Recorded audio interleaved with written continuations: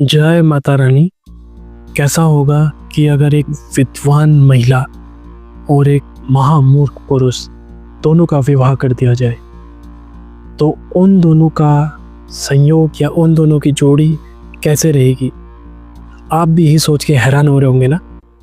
ऐसी घटना हमारे इतिहास में और हमारे हिंदू धर्म में सच में घटित हुई है।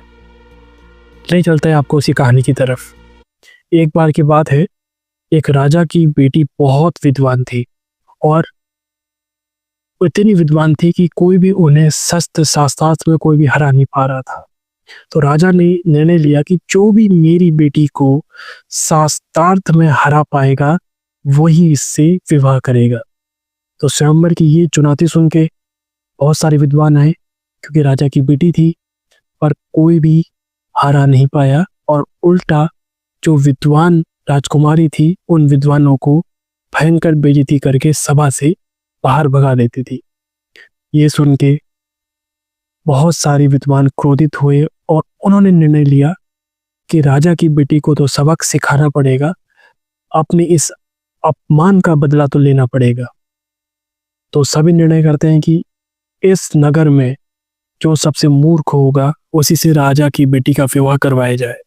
तो सभी विद्वान खोज में निकल पड़ते हैं कि कौन सबसे मूर्ख व्यक्ति है। घर घर द्वार द्वार जाके देखते हैं, पर उन्हें सबसे मूर्ख व्यक्ति नहीं मिलता है। तो सब एक बार के लिए सभी विद्वान थक हार जाते हैं। तभी उन्हें दिखाई देता है कि एक आदमी एक पेड़ की डाली पे बैठा है और उसी डाली को आगे से काट रहा है। तो बोलते हैं इससे मूर्ख व्यक्ति कौन होगा, इसी को लेके चलते हैं। और अगले दिन राजा के दरबार में उस मूर्ख व्यक्ति को लेके सभी विद्वान पहुंचते हैं और विद्वानों ने उस मूर्ख व्यक्ति को बोला होता है कि आपको सिर्फ कुछ नहीं बोलना है और कुछ भी क्वेश्चन पूछिए, जैसा आपको लगे इशारों पे जवाब देना है। होता वही है, रानी उनसे, जो राजकुमारी होती है, वो उस मूर्ख व्यक्ति से पूछती है कि ईश्वर कौन है।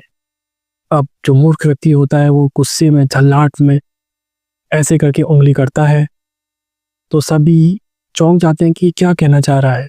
तो विद्वान बोलते हैं ये मौन तपस्या में है, ये केवल इशारों पे जवाब देंगे। इनका बोलना है कि ईश्वर एक है, सत्य है। तो ये सुन के रानी काफी आश्चर्यचकित होती है और ऐसे करते करते वो शास्त्र में हार जाती है उस मूर्ख व्यक्ति से।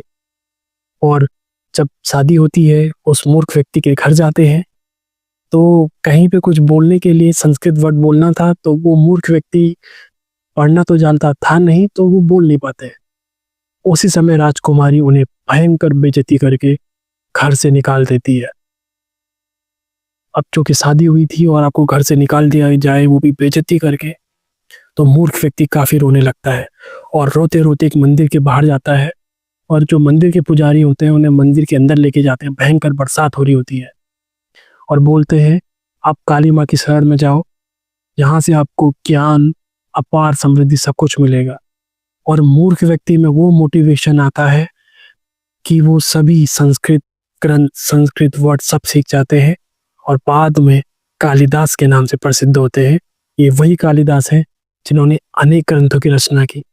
काली की शरण में जाके एक मूर्ख व्यक्ति विद्वान बन गया। अगर वो बन सकते हैं तो आप क्यों नहीं। अगर आप भी माता रानी के भक्त हैं तो जरूर वीडियो को लाइक सब्सक्राइब करें। जय मां काली।